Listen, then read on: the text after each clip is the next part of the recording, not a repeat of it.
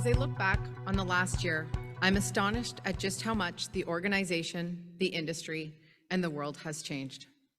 As we emerge on what is hopefully the other side of the pandemic, CIRA continues to be a leader in the Canadian digital ecosystem and the global internet community. During the next part of this event, you're going to hear about CIRA's accomplishments from the last year and the challenges and opportunities on the horizon. CIRA was created as a nonprofit organization more than 25 years ago through an extensive consultation process that included many groups, including civil society, technical operators, academia, businesses, and government. CIRA is always eager to hear from every one of our stakeholder groups as we continue to embrace the multi-stakeholder model that not only created CIRA, but also created and continues to govern the internet as we know it.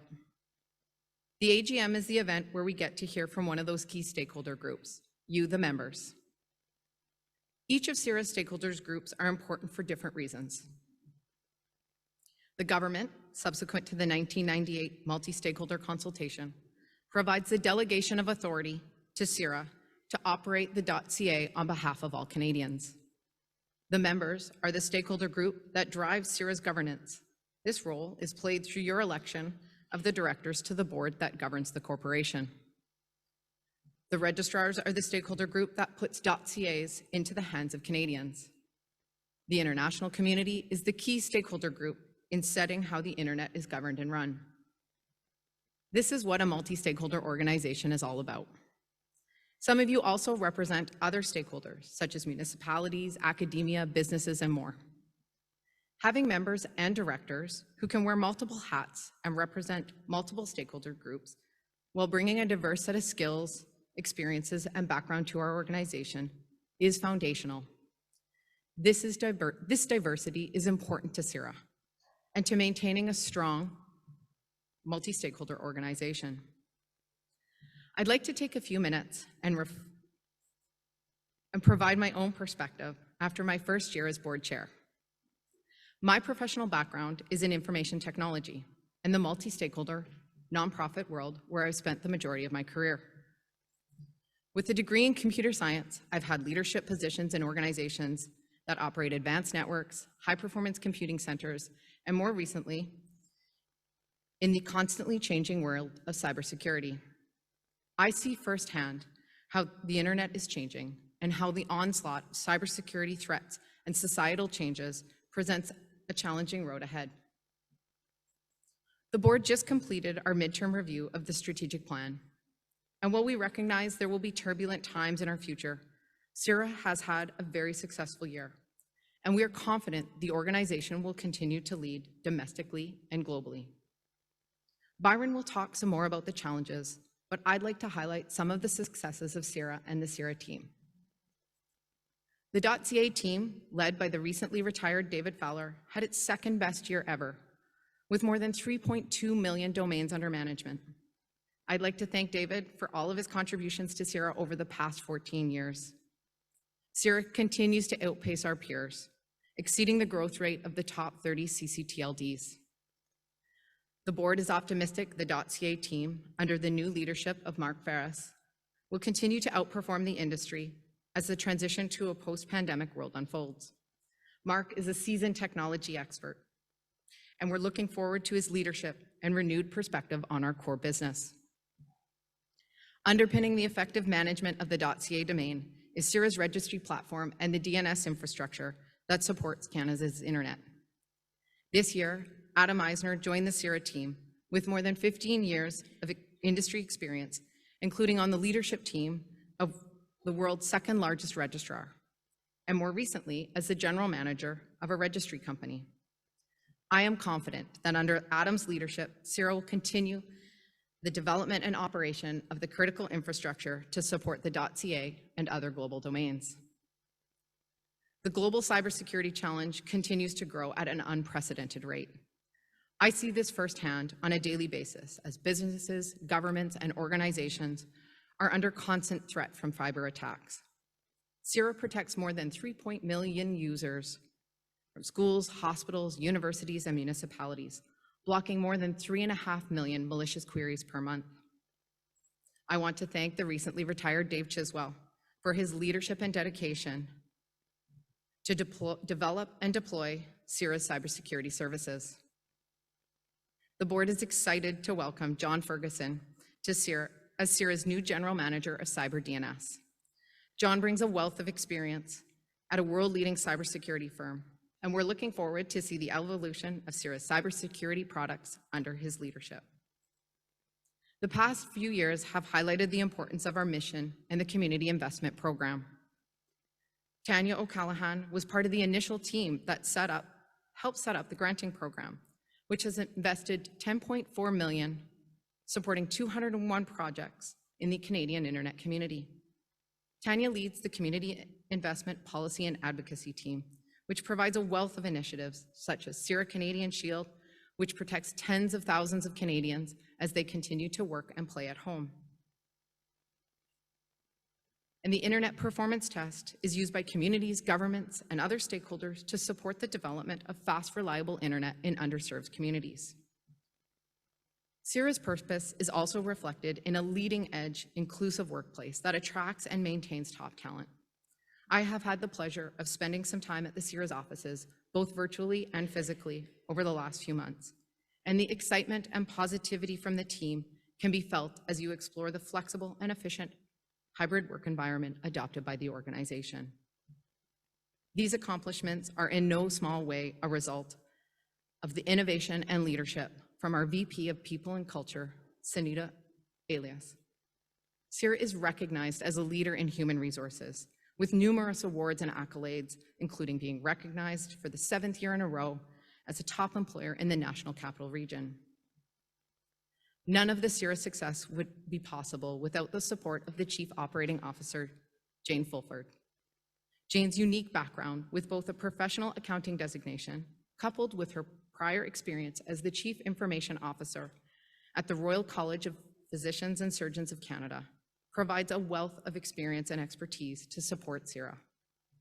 In addition to finance, cybersecurity, innovation, and information technology services, the operations team has led the organization in the development and adoption of the environmental sustainability strategy to do its part to reduce the environmental impact of our operations and promote a greener internet in Canada.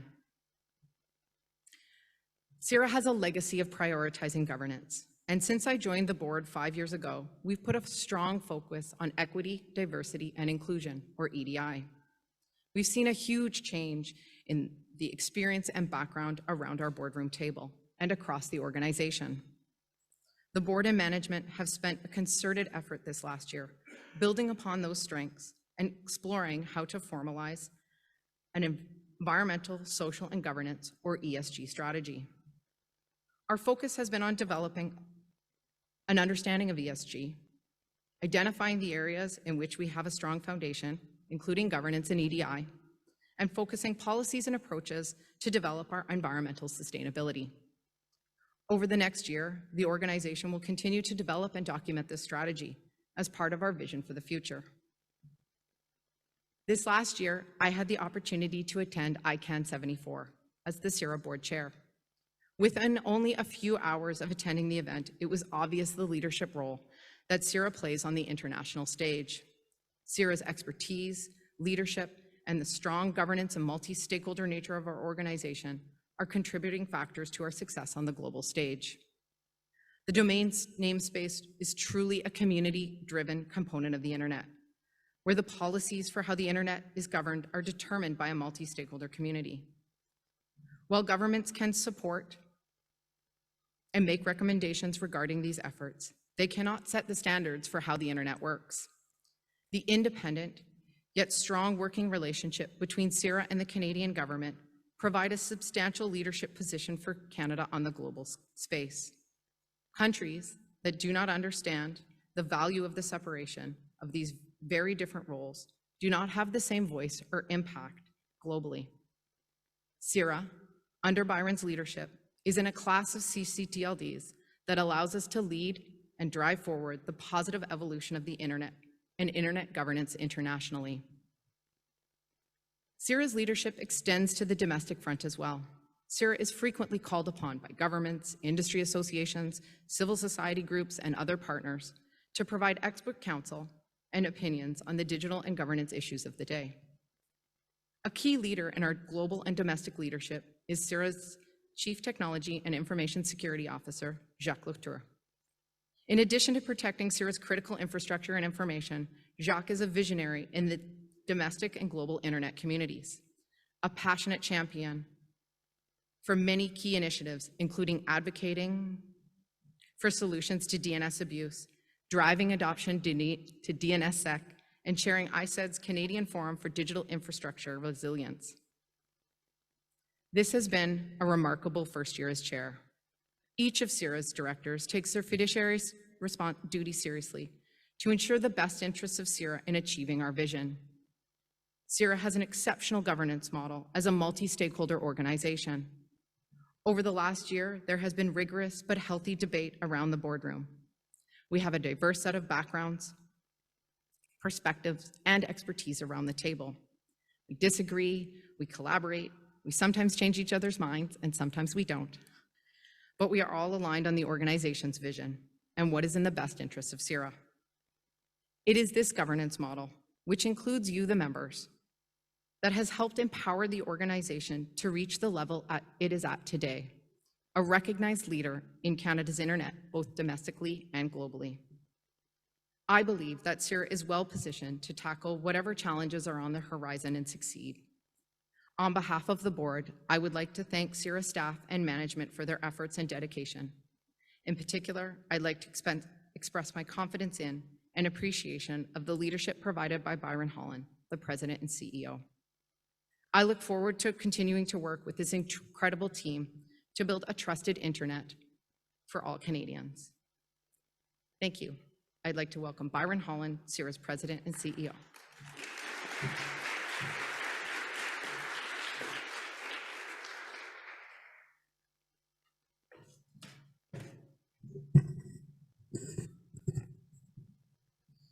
Well, thank you, Jill.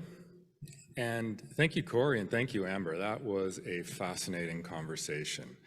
And I think just really highlights how many issues are at play on the internet and the complexity of some of the challenges. And of course, that was a massive challenge that they were talking about, but only one of the challenges on the internet. And thank you for taking us on a deep dive into a really, really important topic.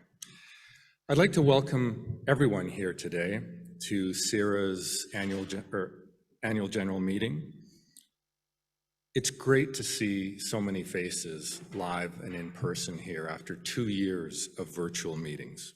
And whether you're joining us virtually or you're here in the room, CIRA members are the critical element of governance at CIRA. Your participation, passion, candor are essential to CIRA and its good governance and healthy functioning. I'd like to start just by saying thanks to the entire CIRA staff, management team, board of directors for their hard work and dedication, not over just this past year, but really over the entire pandemic period, which has, as for every organization, been a very, very challenging period. Certainly a period that I'm sure we all hope is nearing an end. As you heard from Jill earlier, fiscal year 22, which we've just completed, was a successful one by nearly any metric. Coming off of CIRA's most successful year ever for .ca, which was in fiscal year 21, 22 was our second most successful year ever for .ca. We continue to be a leader in the top-level domain, or TLD space, in terms of growth, in terms of all the legacy TLDs in the marketplace. And the momentum of CIRA's diversified services continues to be strong, especially in the face of the threats to the internet. Because unfortunately, during the pandemic, and as always, the bad guys still seem to keep getting badder and busier. And CIRA's registry services are finding their niche as one of the go-to registry platforms for TLDs or top-level domains that are dedicated to building community in their space. TLDs like .nz or like .eco. And of course, CIRA continues to be a leader in Canada's internet through our advocacy for all digital issues, such as the urban-rural internet divide, our work to protect Canadians from online harms with our free CIRA Canadian Shield service. As you heard a little bit about it, we blocked 36 million malicious domains last year from our 2.2 million Canadian Shield users. And our support for the internet community through our community investment program, which is approaching its 10th year, having already invested more than $10.5 million back into the Canadian internet ecosystem, is a testament to the value that CIRA brings to the Canadian internet ecosystem. The momentum that we've generated over the past couple of years has put CIRA in a really strong position to enter the post-pandemic phase, or at least we hope the post-pandemic phase. However, we're realistic, and make no mistake about it, we are entering a period of significant headwinds for the internet and for our particular part in the internet ecosystem, because there are significant winds of change upon us. Currently, we have the impact of the pandemic, the receding pandemic, and we are working our way into whatever that new normal looks like, whatever it turns out to be. But we're all experiencing inflation at levels that we haven't seen literally since the disco era. And that's having a material impact on CIRA's operations. In addition to the obvious cost impact of that, supply chain issues are becoming a major factor in most things tech right now. So for example, when we ordered a server pre-pandemic, it would typically take 30 to 40 days to get it. Now we're seeing our supply chain deliver in 180 or more days. That places a significant challenge on the organization to manage its business, its core business. These are real cost and operational impacts from this post-pandemic era, and we have to make significant adjustments to the way that we work in order to address these significant changes. Similarly, the debate over the future of work is not just a debate, it's something very real for us and for all companies, and certainly in the tech community. And it's definitely impacted how we approach recruiting and retention for new talent and existing talent. The shifting labor climate triggered by the pandemic has led to significantly increased lead times, or time to fill an empty role. And it's definitely led to a much more competitive labor market overall, which in part has led to significantly increasing costs on a labor front. These are very real issues for the industry as a whole, but certainly one that we're feeling as well. In addition to dealing with wage inflation, though, we're also implementing innovative ways to attract and retain our staff. We have a hybrid work environment and a number of other policies and programs in place to deal with, quite frankly, a shortage of workers in the tech space. That way, we can stay competitive and attractive in a very tight tech labor market. But overshadowing all of these challenges are some of the changes around the legacy TLD market in general, of course, and then the broad specter of potential recession. We are already seeing a slowing in the traditional domain business and industry to levels that are similar to what the pre-pandemic levels were, as we were experiencing slowing growth at that point. Industry leaders like GoDaddy and VeriSign are already projecting lower than their expected lower growth numbers for the coming year. And while we expect .ca to outperform the industry as normal, we can't defy business gravity forever, And we understand that this is what the industry is going to be experiencing in the coming year and years. I think the bottom line is the road ahead is definitely going to be bumpier than the past couple of years from a top-level domain perspective. CIRA has spent years educating Canadians on the value of a unique .ca domain name through marketing, advertising, content, thought leadership, advocacy. And our efforts are part of why .ca continues to outperform the entire legacy TLD industry from a growth perspective. It's clear that the industry is facing some significant headwinds, but we fully expect to continue to outperform the industry in the coming year. But we're facing competition from many different vectors. Closed social media platforms have diluted the market for websites, providing some with the false impression that social media is the internet, not just a layer on top of the internet. Web builder platforms and e-commerce companies have similarly clouded the industry by creating easy-to-use interfaces that, while intuitive, are often themselves a closed platform environment using subdomains and proprietary tools. In short, we have a lot of work to do as an industry to continue to promote the value of domain names and educate a new generation of internet users on the value of an open, interoperable internet. Adding to the list of the industry's challenges is the growth of decentralized technology and platforms, more commonly known as Web3. And we've seen different challengers come over the years, whether it was social platforms themselves or apps. There have been different competitors to the original web space, domain name space. But certainly Web3 as a technology is something we're paying very close attention to.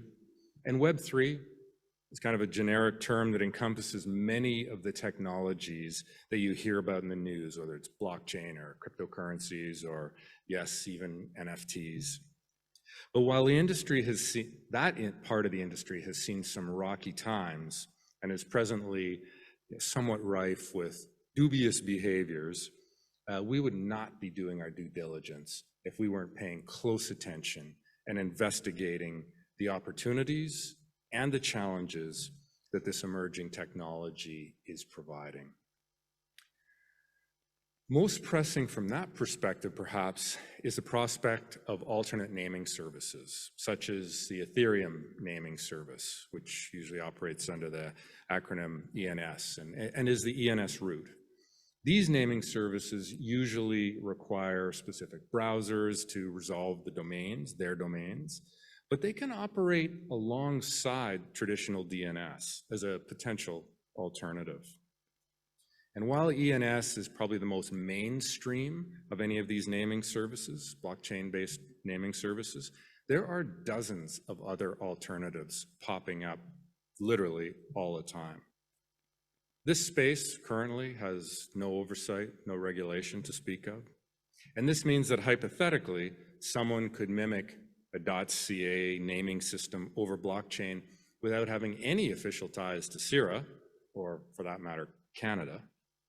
So what are the legal implications of this? What are the business challenges, the business opportunities of this brand new space? These are questions that currently are unclear in terms of answers, but are elements that we are absolutely working on.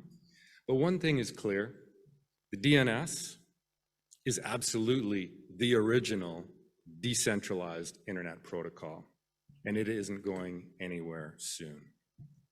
And in contrast to the wild world of all things crypto, Wild West world of all things crypto, we have a well-governed, open internet, open, interoperable internet that we all support. As champions of the multi-stakeholder approach to internet governance, CIRA believes that the best way to support an open web is to continue to provide leadership on the international stage. We often take, when I say we, collectively, Canadian users, We often take the concept of an open, interconnected, interoperable internet for granted, but there are real threats on the horizon. In only a few weeks, a very important election is going to take place. And no, I'm not talking about the US midterms. I'm referring to the election for the Secretary General of the ITU. The ITU, or the International Telecommunications Union, is the agency of the UN that oversees and manages kind of all things communications and information technology globally.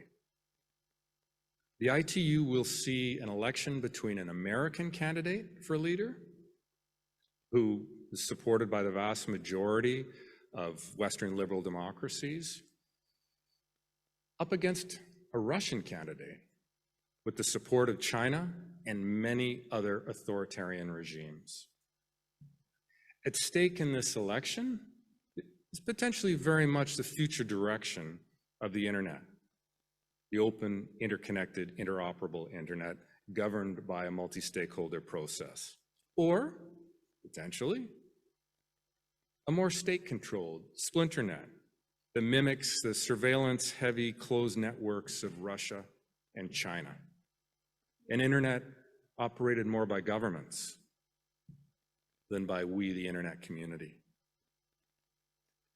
which I think, and probably most in this room, think is not a great idea. Even our own government, the Canadian government, doesn't think that's a good idea. They are one of the strongest supporters of the multi-stakeholder model of internet governance globally, and have been since the advent of the commercial internet. CIRA will always defend what has made the internet one of the greatest inventions in human history.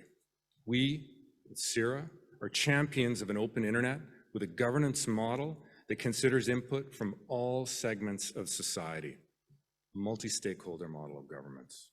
Only by considering the multitude of perspectives can we ever arrive, or ever even hope to arrive, at a vision of the internet that adheres to its founding principles.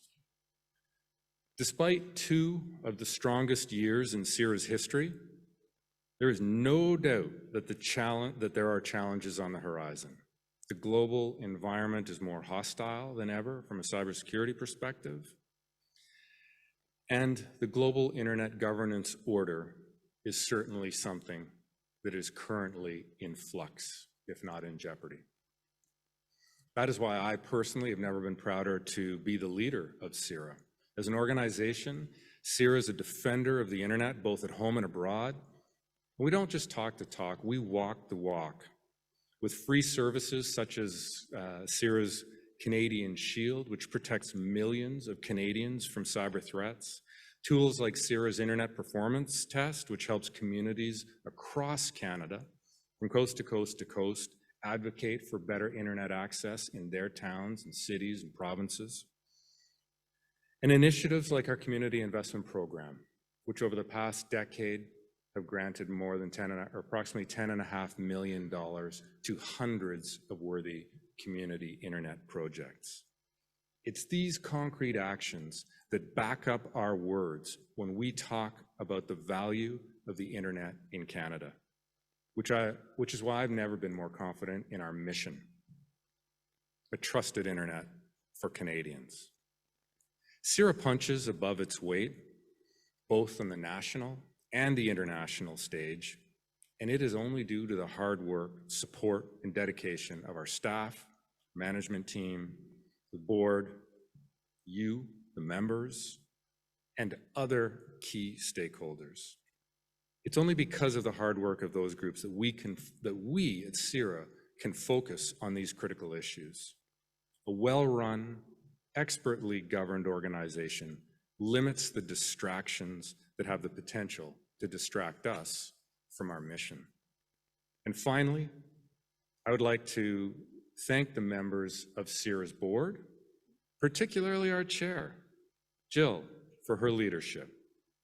In your first year as chair, you have provided a new enthusiasm, perspective, and most importantly, support that CIRA needs not just to survive in these tough times, not just to survive, but thrive. So thank you.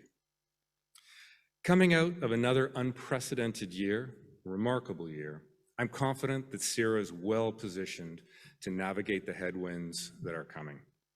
And I look forward to working with our members, our stakeholders, and the broader internet community to continue to build a trusted internet for Canada and for Canadians. Thank you. Thanks everyone for being here today. Thanks Amber for your great work hosting today. Looking forward to seeing you sometime again soon. Amber and I always exchange stories about Prince Edward Island and never get a chance to talk about them in person. So since CIRA's inception, the organization has grown from 2 employees to over 100 now. And of course, throughout the years, the organization has undergone many different changes, reorganizations, shuffles, those types of things. And one of those reorganizations actually just took place about 2 years ago. And as a result, we have almost an entirely new ELT in front of us today. And we thought it would be a really good opportunity to take the chance to get to know everybody, answer a few questions, and really just show off what a great, strong leadership team we have here at CIRA. So before we jump in, I'd like to remind everyone that questions will be posed via Slido. So please log into Slido, pose your questions. They will then be voted up and down based on people's preferences. And just a reminder to keep the questions on topic. This question and answer session is not about anything related to governance or the AGM portion that is coming later, nothing to do with motions or any of that. We want to talk to the leaders at CIRA about the business, about the challenges ahead, about the great accomplishments of the last few years, and some tricky questions about the industry are all fair game, so just keep that in mind. And so just to start off, I'd like to ask, I'll pass the mic off to Byron here, and maybe just introduce yourself and your role, and we'll get started. I'm Byron Holland, and I'm the President and CEO, and have been the President and CEO since 2008. Good afternoon, everyone. I'm Mark Ferris, the General Manager of .ca. I've been at CA for exactly 1 month today, and I'm leading the team who is responsible for the .ca domain and driving the efforts to ensure that it remains the preferred choice for Canadians online. Adam Eisner, General Manager, Registry Services. I have been here almost a whole year now, and I'm owner of the largest headshot, I think, on this screen. And I'm responsible for the operation of the registry platform that powers .ca and other CCTLDs and GTLDs around the world. Hi, I'm Jacques Lato. I'm the Chief Technology and Security Officer. The title there is his title. I've been at CIRA for the last 12 years. And yeah, so not part of the furniture, but pretty close. Good afternoon, everyone. I'm Jane Fulford. I'm the Chief Operating Officer at CIRA. I've been at CIRA just over a year and responsible for business operations. So that does include finance and legal, procurement, planning. I'm probably missing quite a few there, but loving the folks and the honor to work with this incredible team.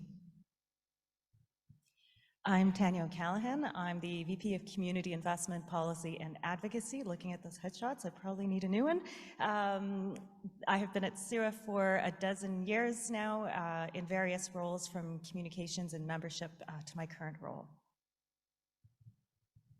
And that would be John Ferguson, 8 months into the cyber DNS portfolio. So my teams build, maintain the DNS technology that runs behind .ca, as well as other TLDs, the recursive service behind Canadian Shield, and then our cyber awareness training offering.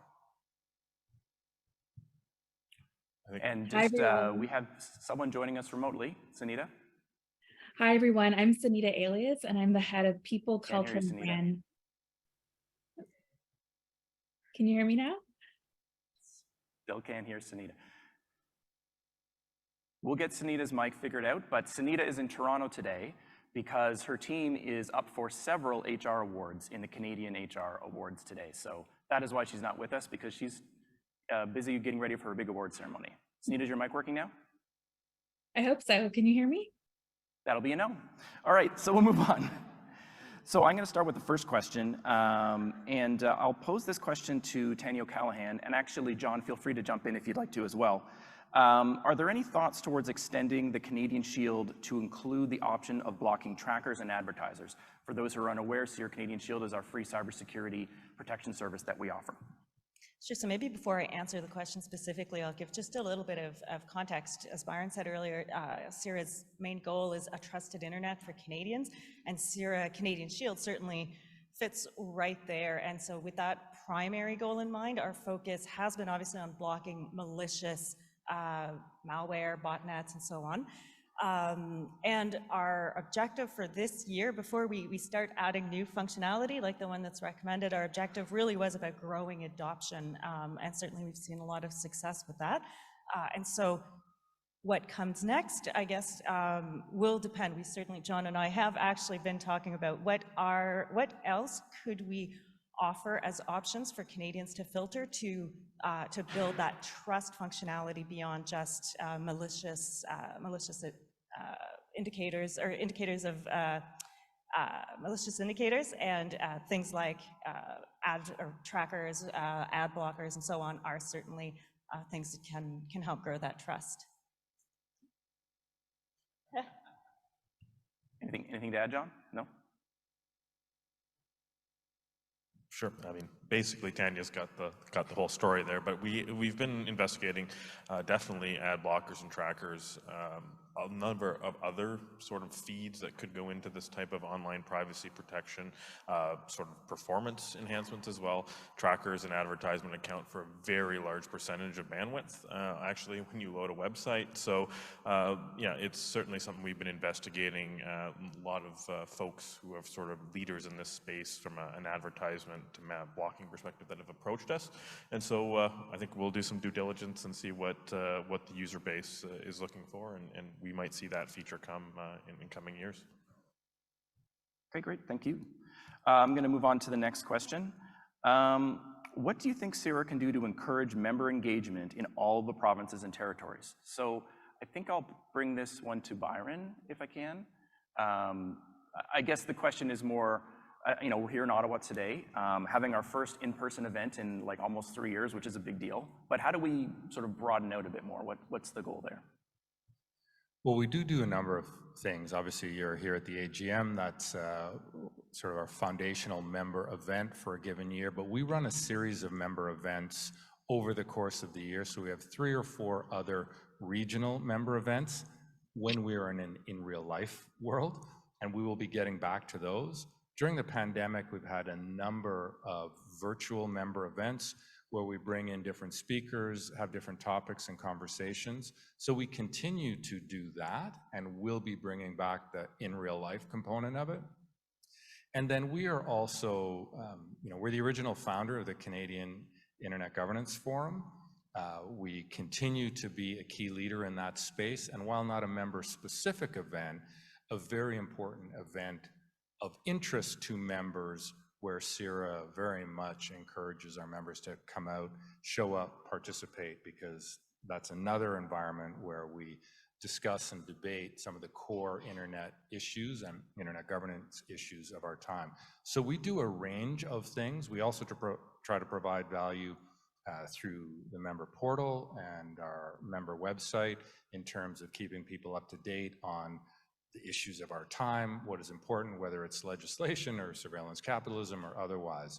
So we do a number of things to try to engage members, but we also would encourage you, if there are other ideas, we don't have ownership of all good ideas, would absolutely welcome input and feedback into how we can continue to do a better job of that too. And I will just add, in what I refer to as the before times, we did used to do a number of member events across the country, and we do, I think, plan to return to that at some point, hopefully soon, so stay tuned for more information on that. So the next question is, DNSSEC was mentioned. Who in real life do you find is interested in DNSSEC? Well, I know one person on this panel who's very interested in DNSSEC. And is driving its adoption, and this person is also very responsible for driving its adoption. Jacques. Hello, hello. So for the next 35 minutes, we'll be talking about So DNSSEC is, those are security extension on top of the DNS, and they're meant to do, there's two components, two phases to DNSSEC. One is to protect the authenticity of a DNS query. So you know a lot of the DNS queries over the internet are clear text, some are encrypted, but they can be manipulated along the way. And DNSSEC, it's a mechanism to ensure that you can verify the answers you got are authentic with signatures. So that's the first part, is if you don't want somebody to spoof your domain and you want to make sure people get to your website, your domain, you turn on DNSSEC. Most of the software now is click a button, you turn it on. So that's the first one, is making sure you validate and turn on DNSSEC to make sure it's authentic. The second component of DNSSEC, that is where I think adoption is going to be driven from, is digital identity. There's a IETF has a working group called DANE. They build extension in the DNS so that with DNSSEC you can express information about like your TLSA record. Those are the SSL certificate that signs your website. You can represent that in the DNS, and there's tons of stuff that can happen around this with digital identity. I think for sure this is going to be the future with DNSSEC, is to do a whole lot more of expressing the identity of things in the DNS and have DNSSEC to make sure it's authentic. So that's a short version. Hopefully I answered it. Anyone else want to add some? I'll add a couple of thoughts. I feel like I'm kind of a living metaphor right now in between the push and pull for DNSSEC, between two sides, in that on the technical side, there's a lot of interest on the technical side of the community for implementing DNSSEC in the domain name space today. And then there's a challenge on the other side where we're also often waiting to hear from end users that are interested in implementing DNSSEC, and you're not necessarily hearing that sometimes from the registrar side or from the end user side. So there's definitely, I think the question asks, who to date is really interested in the adoption of it? Thus far, I think largely it's been more technically oriented kind of users, but that doesn't sort of, limit the possibilities for where DNSSEC could go for sure. And so, to what you were saying, I think there's a lot of interesting opportunities there. And we're still probably at, the low end of where adoption can and should go for DNSSEC. Thanks, Adam. Next question.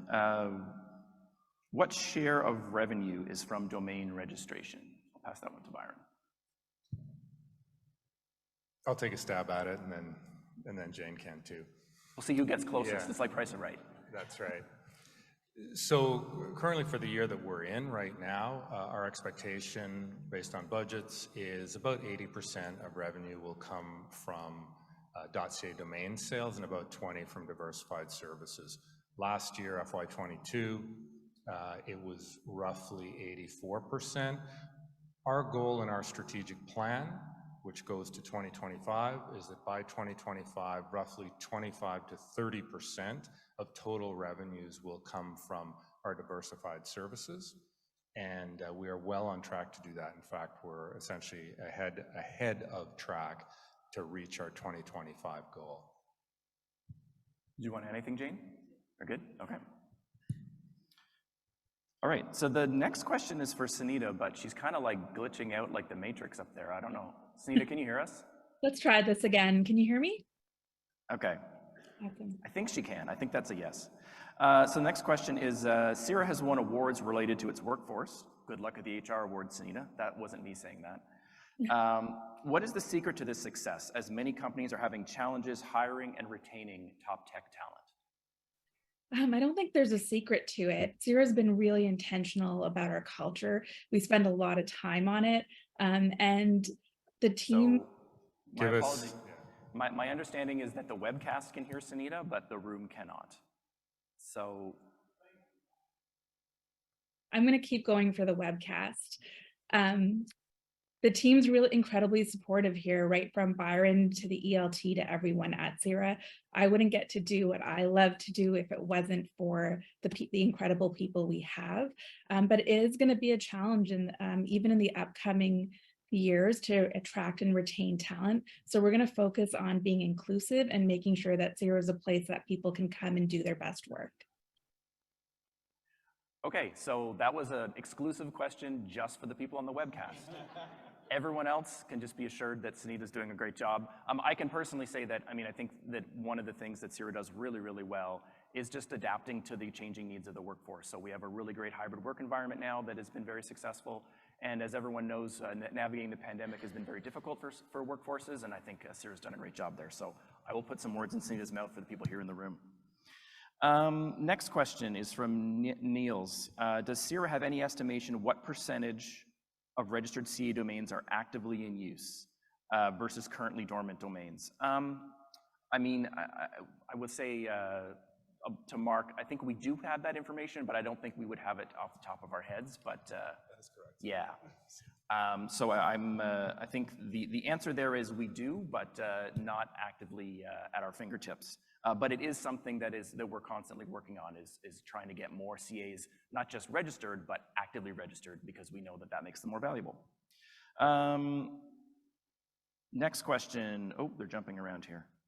Are there any new cybersecurity initiatives in the works? For example, around consumer internet gateways. Pass that to John.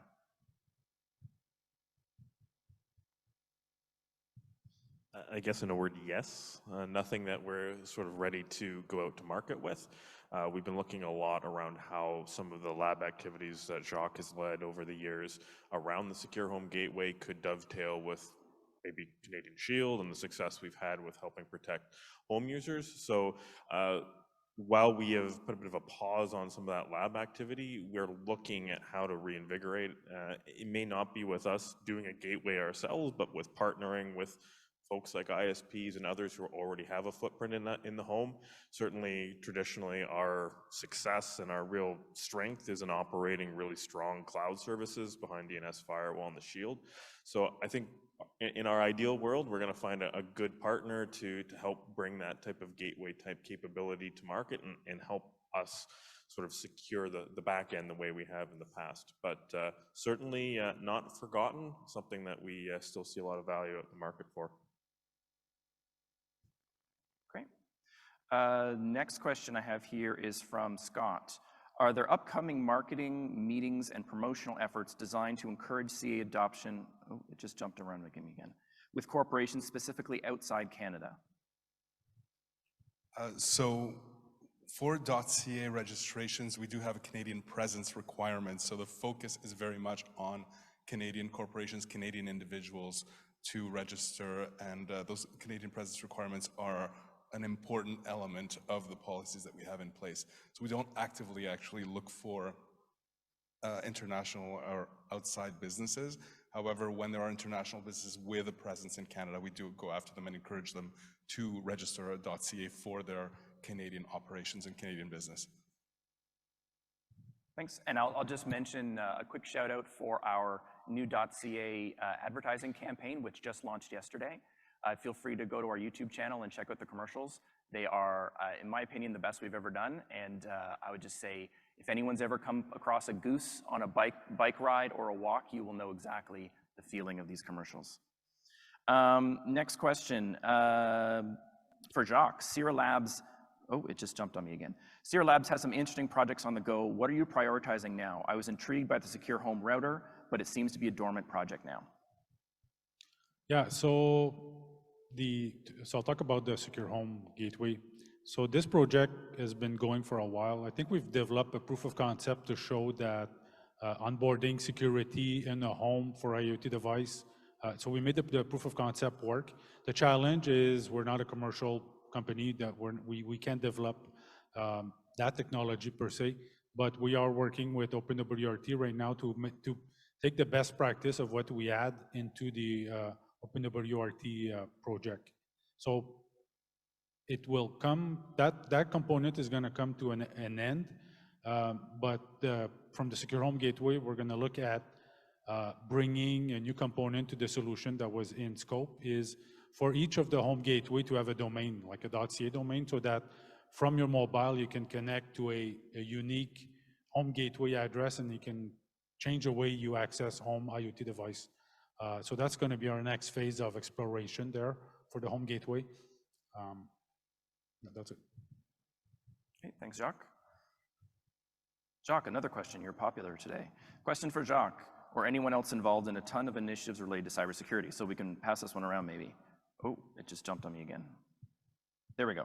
What are the initiatives you are most excited about? So yeah, maybe we'll just move this, let everyone answer this question. Well, maybe everyone that's got projects and products.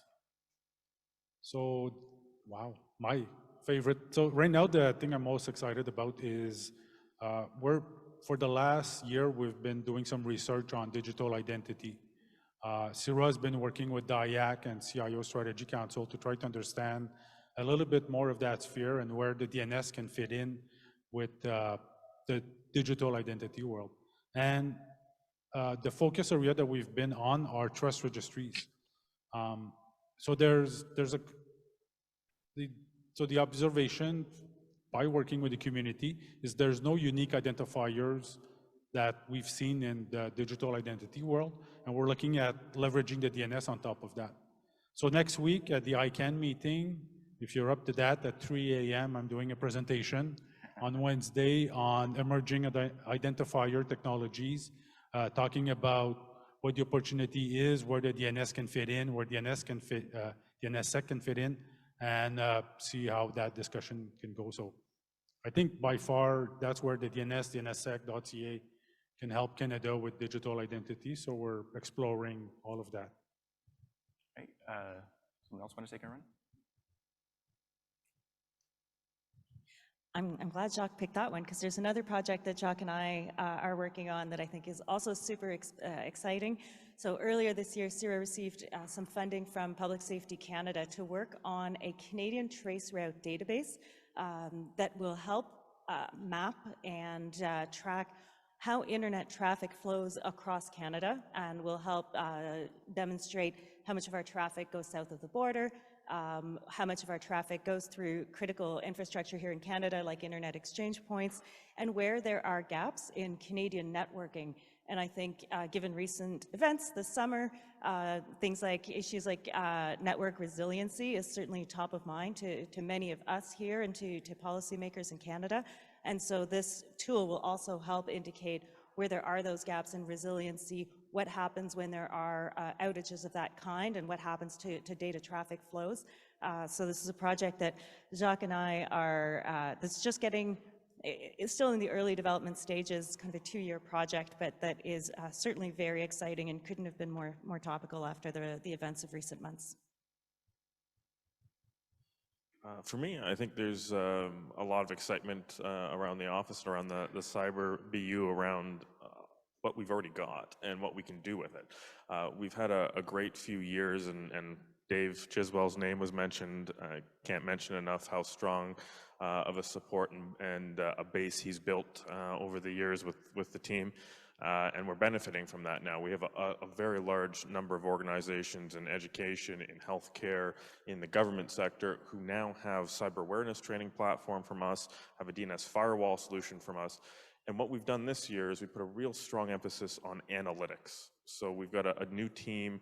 We've always done data analytics, but a real concerted effort of the team to come together and bring these data sets together so that we can look at what's going on through a DNS firewall traffic to help drive the education programs at the organizations that also have cyber awareness training. So I'm getting really excited about the fact that we're starting to build out this portfolio and that we can start to provide insights to organizations that they didn't previously have. And for me, that's really what cybersecurity is all about. It's got to be a series of tools, and the more that you can use that intelligence together, the better value the customers will ultimately get out of it. Anyone over here want to add something? Mark, does that mic work?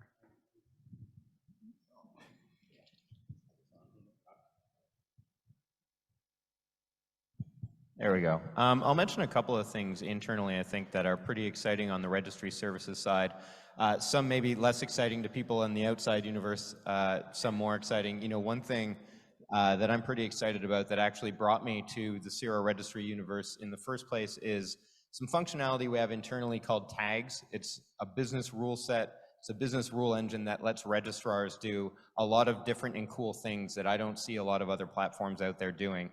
And so I'm excited at the amount of time and investment we're putting into that piece of the platform that'll help .ca and others be able to sell more effectively and creatively. We're doing a lot of work on cloud because obviously that's exploded in terms of a concept, a platform, and where people are putting their technology, and trying to figure out how we could best possibly leverage that is a super exciting universe for us. And so we're putting a lot of work into figuring out what are the best parts of that we can use internally for our technology and our business. And then externally, there's not a lot that we can talk about yet internally around it, but as Byron was kind of mentioning, the explosion of whatever your definition of Web3 is, or crypto, or what have you, that opens up some really interesting possibilities if you throw aside all of the weird sort of conditions and inconsistencies and things yet to be sorted. But my head goes to imagine a DAO owning a domain name or something like that, and the different business models and the different ownership models that can come out of that is pretty neat and cool. And so I look forward to delving deeper into that with the whole CIRA organization. And then maybe finally, one thing we're spending a lot of time on internally too is just the notion of DNS abuse, of tools that we can roll out to help mitigate that and help manage that. I think in general we're pretty lucky. We have a relatively low instance of any sort of abuse in the .ca zone, but that's not to say you don't want to stay ahead of that. And so how can we help registrars, end users, and ourselves deal with that as our zone grows and that becomes a more prominent issue in the best and most efficient manner going forward? So, Mark? The team is very much focused, and we're going to be putting an increased focus on innovation in 3 major categories, really product innovation around .ca. We're not at a stage where we can actually say what we're going to be doing specifically, but we are exploring avenues like potential syllabics, other innovations that have not been done yet. So still very much in the evaluation mode, but we're looking at innovation on the channel management side and innovation with respect to marketing, which also includes developing and testing out new geographies and languages. So we will be introducing some marketing efforts in the Quebec Francophone markets. So there are a lot of new product innovations, channel innovations, and marketing innovations that we'll be working on very shortly. Right. Okay. I think we have time for one last question. Am I right on the time here? Because we kind of went over earlier. Is Julie there? Okay. I'll just go to the next question. Cory Doctorow suggested mandating interoperability as a key avenue for improving this sector. So what practical challenges would CIRA encounter when championing this idea? I don't know, maybe Byron, do you want to tackle that? Well, I'll also say any of the technology BUs want to comment on it, but I will comment too while they think about an answer from kind of a broader corporate-wide perspective. There are a wide range of issues that need to be advocated for, thought about, spoken about with regards to the internet in Canada and beyond. We focus on a few where we can bring specific expertise that's incremental or accretive to the discussion at hand. And they do tend to focus around the DNS, unsurprisingly, or registry TLD, or internet governance as a general kind of category. And then within Canada, you've already heard much about the things that we tend to focus on right now: urban-rural divide, cybersecurity for Canadians. There are only so many things that a small organization like ours can focus on, so we have a pretty disciplined approach to how we pick the things that we actually spend time advocating for, because we can only do a few. And like I said, we have a pretty disciplined path to do that, and one of the core things is, do we have expertise that is above and beyond and additive to the conversation, whatever that conversation might be. So I'm not sure, I'm sure we have lots of feelings, but I'm not sure that we have expertise that would add to that conversation per se. Would anyone like to disagree? I guess I shut that one down. Would anyone like to disagree with Byron? Go ahead. That's just how we come to it from a conceptual standpoint. So that's how we would tend to look at many highly worthwhile issues that we could jump into. We just have to focus on the ones that we're expert in. And the DNS is the ultimate interoperability, is it not? Right now it is, absolutely. Tanya? I was just going to add that, in his presentation earlier, Byron spoke about the multi-stakeholder model versus the multilateral model and the ITU, and that is work that we do on the internet governance front and on the policy front to help maintain that interoperability, not at a technical level so much, but at the internet governance level. That interoperability of the internet and that multi-stakeholder model is an important component of that. Great point. So unfortunately, that's all the time we have today. I know we're a little behind on our schedule. So I'd like to thank our entire leadership team for answering your questions today, including Sunita joining us remotely, who we cannot hear. And thanks everyone for asking your great questions.